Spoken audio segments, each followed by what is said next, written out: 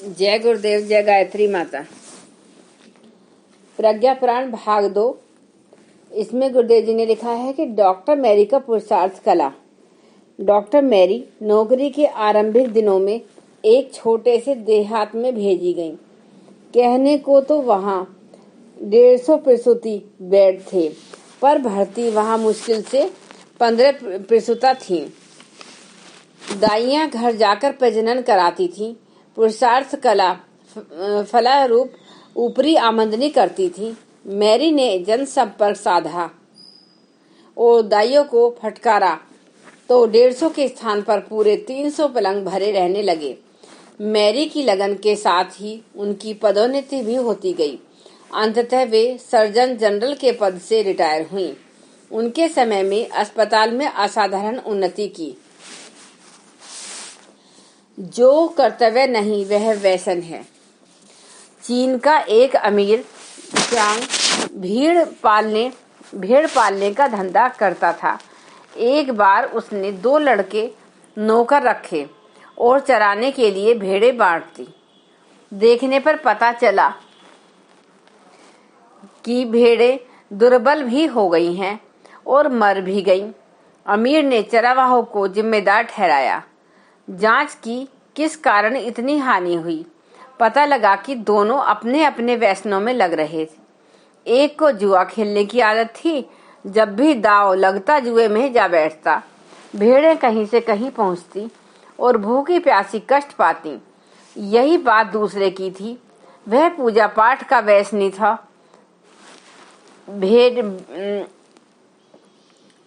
भेड़ें पर ध्यान न देता और अपनी रुचि के काम में लगा रहता।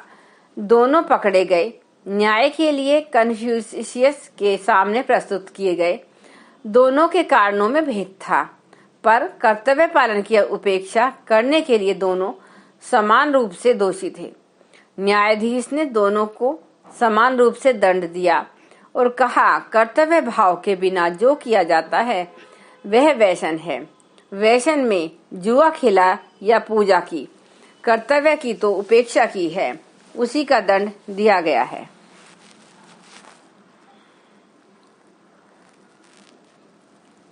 आगे गुरुदेव जी ने लिखा है कि सोचना और करना भिन्न है। कर्तव्य पालन के लिए जिस मनोयोग और श्रम संयम का लगाया जाना आवश्यक है, उसे बचाने के लिए मनुष्य को संयमशील बनना पड़ता है। लिप्साओं पर अंकुश लगाना पड़ता है। जो इतना नहीं कर पाते उनके लिए कर्म योग एक दिवा सौपन मात्र बनकर रह जाता है। प्रतिकूल स्थिति आ जाने पर भी कर्म योगी त्रस्त नहीं होता। उन स्थितियों में युद्ध करता हुआ वह बुद्धि से उन विपत्तियों पर विजय प्राप्त कर लेता है।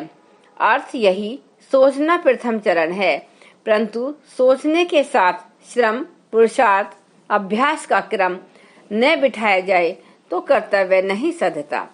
लिप्सा पर अंकुश लगाना आना चाहिए। आकांक्षा पूर्ति नहीं, उनके शोधन का अध्यात्म और ईश्वरनिष्ठ जीवन का अधिक महत्व है।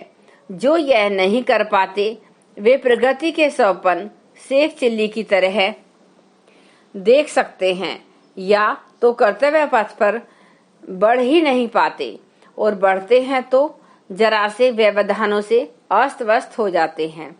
कर्मयोगी व्यवधानों को अपने श्रम पुरुषार्थ के बल पर पार करते हैं और धन्य कहलाते हैं। लड़के ने रास्ता बताया। एक शिकारी तीर कमान लेकर शिकार मारने निकला, पर कोई बड़ा जानवर हाथ न लगा। एक छोटा खरगोश भर पकड़ सका तो उसे घोड़े पर लादकर वापस लौट पड़ा। अपने वतन का रास्ता भूल गया, सो उसने पेड़ के नीचे बैठकर चिड़िया चुगा रहे लड़के से पूछा, क्या तुम मेरे गांव का रास्ता बता सकते हो? लड़के ने कहा, मैंने 2 ही रास्ते सुने हैं।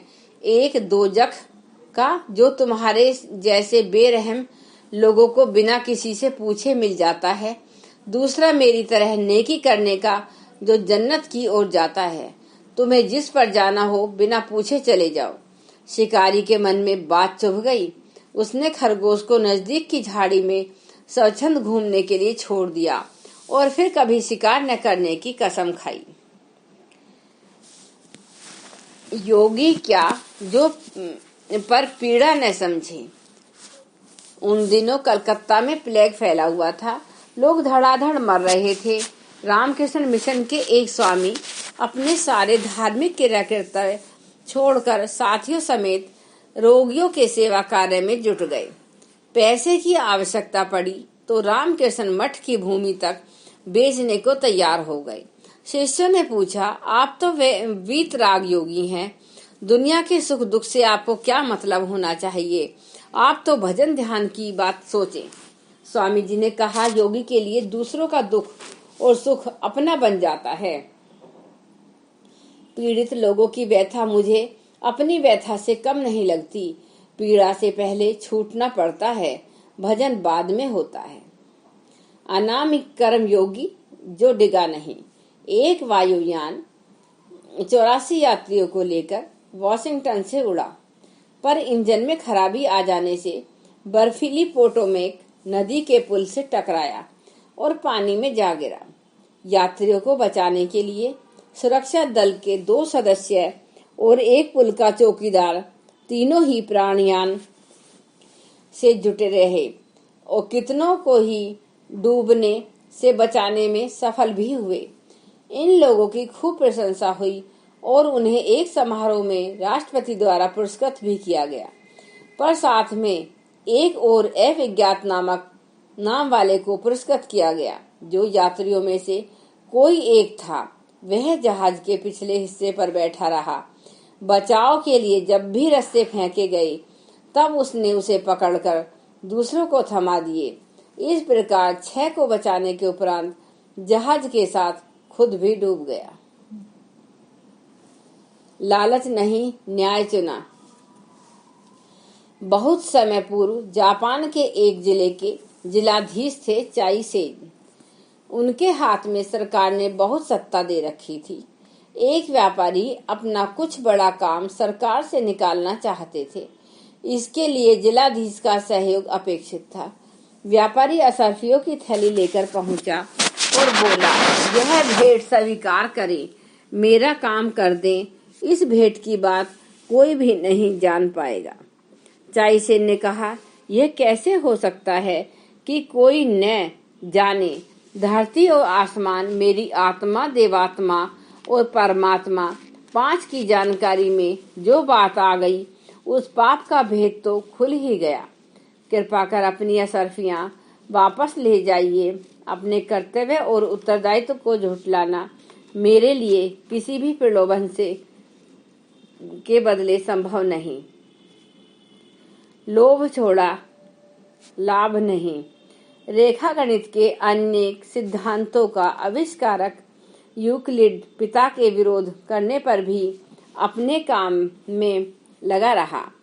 एक दिन उसके पिता ने कहा, यह बेवकूफी का काम अगर तुम नहीं छोड़ोगे तो मेरी संपत्ति में हिस्सा न पा सकोगे। यूक्लिड ने कहा, आप अपना धन भले ही अपने भाइयों को दे दें, मुझे अपने काम में इतना आनंद आता है कि आपकी दौलत उसके सामने तुच्छ है। यूक्लिड पिता के धन का लोभ न छोड़ते तो दुनिया को गणित के उच्च सिद्धांतों के लाभ देने में सफल न होते। छोटे लोभ में बड़े लाभ से वंचित रह जाते।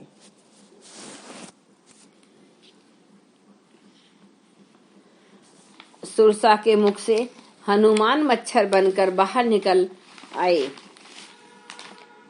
कुत्साओं को नियंत्रित करके ही मनुष्य कर्म योगी बन सकता है। जीव होता हुआ भी ईश्वर बन सकता है। हर योगाभ्यास में संयम की तपश्चर्या अनिवार्य रूप से आवश्यक बताई गई है। कर्म योगी का उनको लोभ, मोह और अहंकार के 3 शत्रुओं का दमन करना चाहिए। सुलभ संतोषी बनकर रहना चाहिए और उमंगों, आकांक्षाओं को आदर्श के साथ जोड़ना चाहिए। बिना सद्विच्छाओं के बिना आदर्श के ज्ञान भी पाप पूर्ण हो जाता है। हनुमान अपने लक्ष्य तक पहुंचना चाहते थे। सुरसा से मुक्ति पाना आवश्यक था। लिप्साएं लौकिक पुरुषार्थ के अनुपात में बढ़ती ही जाती थीं। लिप्साओं के सामने पुरुषार्थ नहीं, सलभ संतोषी बनकर ही पार जाना उचित है। हनुमान जी ने यही किया। प्रत्येक प्रगति के इच्छुक साधक के लिए भी यही अभिष्ट है। योग का लक्ष्य है जीवन ऊपर उठकर ईश्वर रथ तक पहुँचे। इसके लिए नीचे खींचने वाली कुत्सांगे से बचना है। यह कार्य संयम से भी संभव है। इसलिए हर प्रकार के योग में संयम का अनिवार्य स्थान है। जय गुरुदेव, जय गायत्री माता। धन्यवाद। एक बार गायत्री मंत्र हमारे साथ साथ। ओम भूर्भुवः स्वः तत्सवितुर्वरेण्यं भर्गो देवस्य धीमहि धियो यो न प्रचोदयात्। जय गुरुदेव, जय गायत्री।